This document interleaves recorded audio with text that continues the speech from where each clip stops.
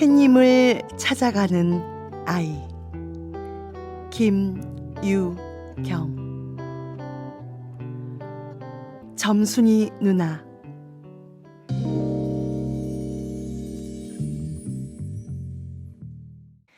파리 한 마리가 다가와 슬기의 눈곱을 핥았습니다.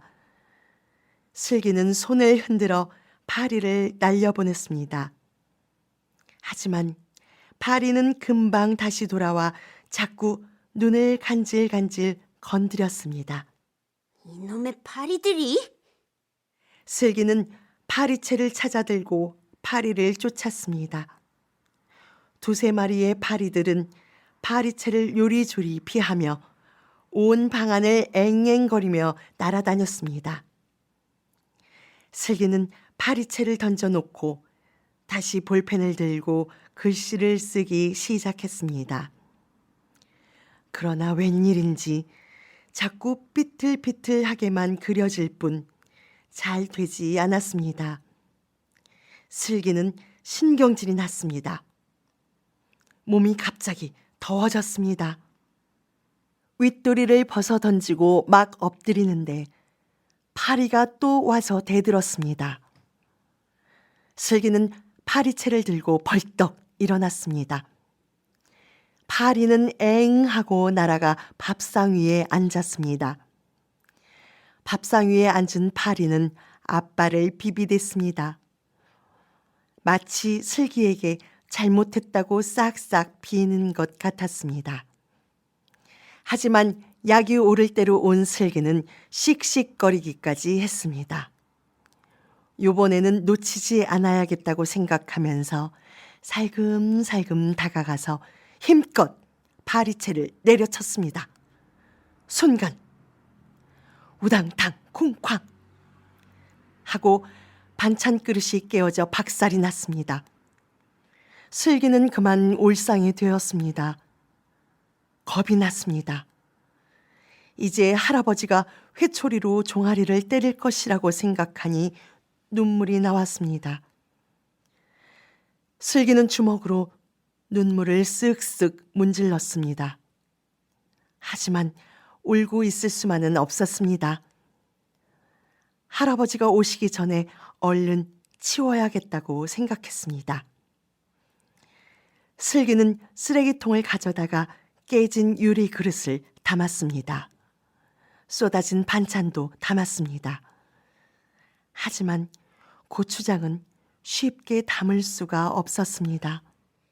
할아버지는 맨날 고추장만 잡숫고 있어. 성가시게. 슬기는 걸레를 가지고 와서 고추장을 닦아내려고 했습니다. 걸레는 온통 고추장 투성이가 되었습니다.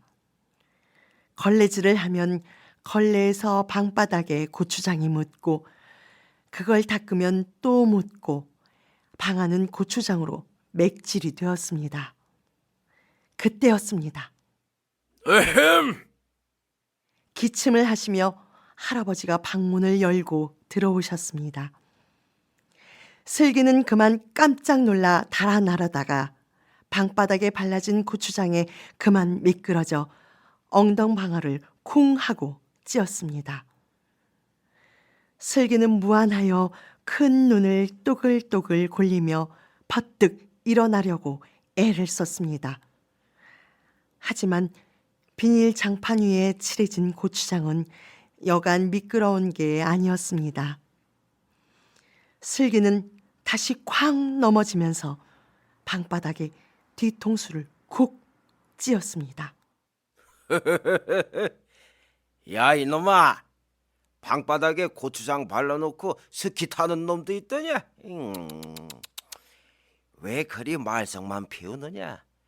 지금은 그래도 이 외할비가 있어 괜찮다만 나 죽어지면 네 애미가 벌어야 사니 누가 너를 다독거려 줄 거나. 야단을 치실 줄만 알았던 할아버지는 눈물을 글썽이면서 담배를 피워 무셨습니다. 슬기는 똥 마려운 강아지 울타리 뜯듯이 서둘러 그릇을 버렸습니다. 그리고 수돛가에 앉아서 바지에 묻은 고추장을 닦아내려고 애를 썼습니다. 그러나 빨갛게 물이 든 고추장은 잘 지워지지 않았습니다.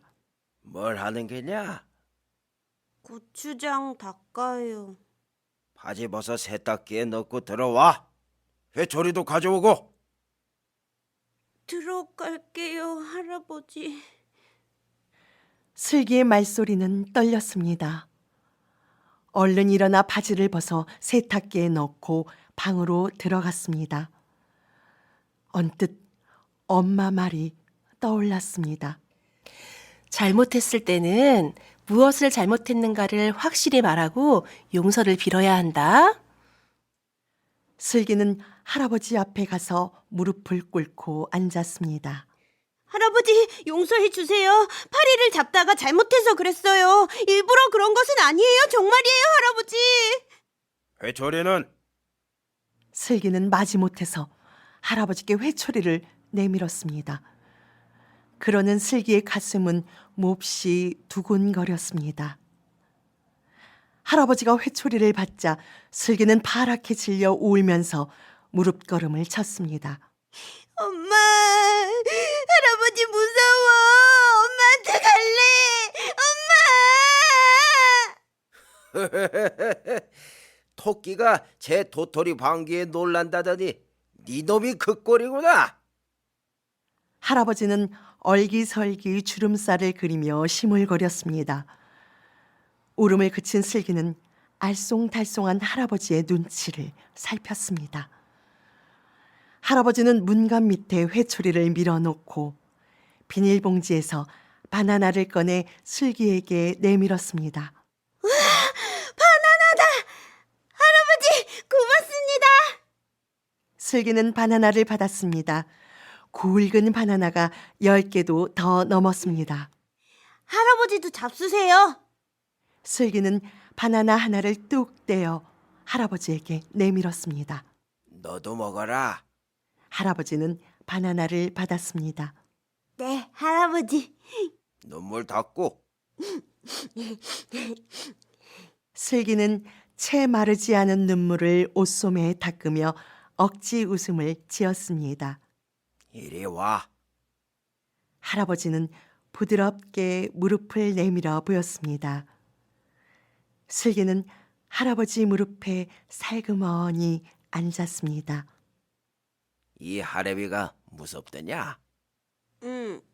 도깨비처럼. 죄가 있으니 무섭지. 할아버지 말씀에 슬기는 멋쩍게 웃었습니다. 할아버지, 편지 왔어요. 편지? 네, 이거 엄마한테 온 편지지요? 슬기는 편지를 가져다 할아버지께 내밀었습니다. 어디 보자. 할아버지는 돋보기를 꺼내 쓰고 편지를 들여다보셨습니다. 대전에서 엄마가 양주에 있는 슬기한테 보낸 것이구나. 뭐라고 썼어요? 토요일에 엄마가 맛있는 것이랑 재미있는 놀잇감도 사온다고 했다. 할아버지, 몇 밤 자면 토요일이죠? 2밤. 신난다!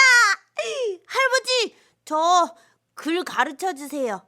엄마한테 편지 쓸 수 있게요. 정말 배우고 싶으냐? 네. 설계가 아주 착한 생각을 했구나. 근데 일남이 할머니는 나빠. 왜? 소금을 안 줘서 그런 게로구나. 또 나만 보면 꼴통이래. 왜 설계더러 꼴통이라고 했을까? 엄마는 긴 파마머리랑 오똑한 코랑 또 예쁜 눈이랑 아직도 처녀 같은데 꼴통이 때문에 엄마가 가엾대요. 그러면서 할머니는 자꾸만 제 머리에 군밤을 주어요. 할머니는 미워. 그렇죠, 할아버지? 슬기는 할아버지를 빤히 올려다보며 말했습니다. 그러나 할아버지는 아무렇지도 않게 말했습니다. 귀여워서 그런 것이야. 그리고는 연필과 노트를 꺼내어 어머니, 오슬기를 써주셨습니다. 슬기는 얼른 할아버지 무릎에서 내려와 방바닥에 엎드렸습니다. 글씨는 책상에서 바른 자세로 써야 한다. 네, 할아버지. 슬기는 책상 앞에 앉아 글씨를 쓰기 시작했습니다. 연필이 손가락에서 자꾸만 미끄러졌습니다. 힘이 드니까 금방 하기가 싫어졌습니다. 슬기는 하품을 했습니다. 할아버지, 바나나 하나만 더 먹을게요. 그래라. 할아버지, 점순이 누나 좀 주면 안 될까요? 내일 몇 개 갖다 주어라. 네, 할아버지. 슬기는 연필을 쥐고 글씨를 쓰다가 스르르 잠이 들었습니다. 다음 날 바나나 3개를 검은 비닐 주머니에 넣어 들고 집을 나선 슬기는 신이 났습니다. 바지 주머니에는 그림 딱지와 예쁜 구슬도 넣었습니다. 점순이 누나랑 나누어 갖고 싶었습니다. 주머니 속에 든 예쁜 구슬을 움켜쥐고 골목길을 달리는 슬기 앞으로 구급차가 삐용삐용 소리를 내며 다가오고 있었습니다. 하얀 앰뷸런스 지붕 위에서 푸른 불빛이 번쩍번쩍 돌아가며 내는 소리는 마치 슬기에게 빠빠빠빠 비켜 비켜. 하는 소리같이 들렸습니다. 차가 좁은 골목에 다다르자 흰 가운을 입은 아저씨들이 서둘러 내렸습니다. 들것을 들고 가는 아저씨들에게서 소독 냄새가 확 풍겼습니다. 사람들이 웅성대기 시작했습니다. 아이들도 모여들었습니다. 야, 앰뷸런스다. 누가 죽었나 봐. 아니야, 환자야. 죽은 사람을 왜 싣고 가니? 위급한 환자니까 실어 가는 거야. 아니야. 요새는 위급한 환자가 아니라도 다 태워다 줘. 우리 할머니도 위급하지 않았는데 병원 구급차로 병원 갔는데 뭐. 아이들은 제가끔 아는 체를 했습니다. 슬기는 구급차를 돌아보았습니다. 번쩍번쩍 돌아가는 푸른 불빛도 무서웠지만 금방이라도 차 안에서 피를 질질 흘리는 무서운 사람이 튀어나와 뒷덜미를 잡을 것 같이 목덜미가 근질근질 했습니다. 슬기는 발뒤꿈치에 불이 붙은 듯 정신없이 달아나 담에 바싹 붙어 섰습니다.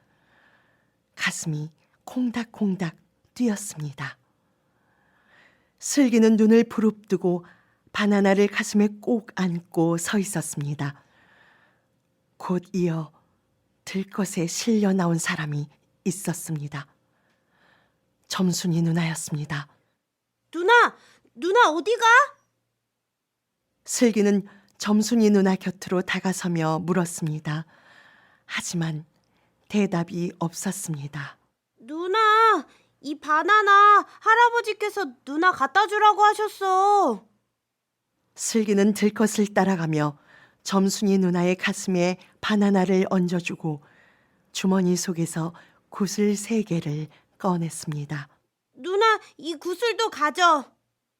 슬기는 서둘러 누나의 손에 구슬을 쥐어주었습니다. 누나는 흰 이를 조금 드러내 보였습니다. 순간 누나의 입에서 새빨간 피가 울컥울컥 쏟아져 흘렀습니다. 슬기는 기겁을 해 소리를 질렀습니다. 예, 저리 비켜. 흰 가운을 입은 아저씨는 슬기를 밀어냈습니다. 점순이 누나는 구슬을 손 안에 쥔 듯 하더니 이내 떨어뜨렸습니다. 잠깐! 그때 가운을 입은 아저씨가 바쁘게 가던 걸음을 멈추고 들것을 든 아저씨들의 발걸음을 멈추게 했습니다. 그러더니 아저씨는 점순이 누나의 목에 손을 대보았습니다. 왜요? 들것을 든 아저씨가 돌아보았습니다. 점순이 누나의 목에서 손을 뗀 아저씨는 고개를 가로저었습니다. 그리고는 빨리 가자는 눈짓을 했습니다. 아이고, 세상에 불쌍해라. 유난히 마음씨가 곱더니만. 지 엄마만 살았어도 저렇게 되지는 않았을 텐데. 아우, 이제야 남은 살 돼 보이는데 그러네. 요새도 저런 폐병으로 죽나요? 폐병은 보건소에서 무료로 치료해 주는데 그러게, 부모들이 조금만 관심을 가져주면 저렇게 되지는 않았을 텐데. 사람들은 저마다 한마디씩 했습니다. 누나! 누나! 이 구슬 누나 다 가져! 누나! 슬기는 빨간색과 노란색의 꽃잎이 박힌 예쁜 구슬을 주워들고 구급차를 쫓아가며 소리쳤습니다. 그러나 누나를 태운 구급차는 멀리 멀리 달아나고 있었습니다. 슬기는 점순이 누나를 태운 구급차를 오래도록 바라보았습니다.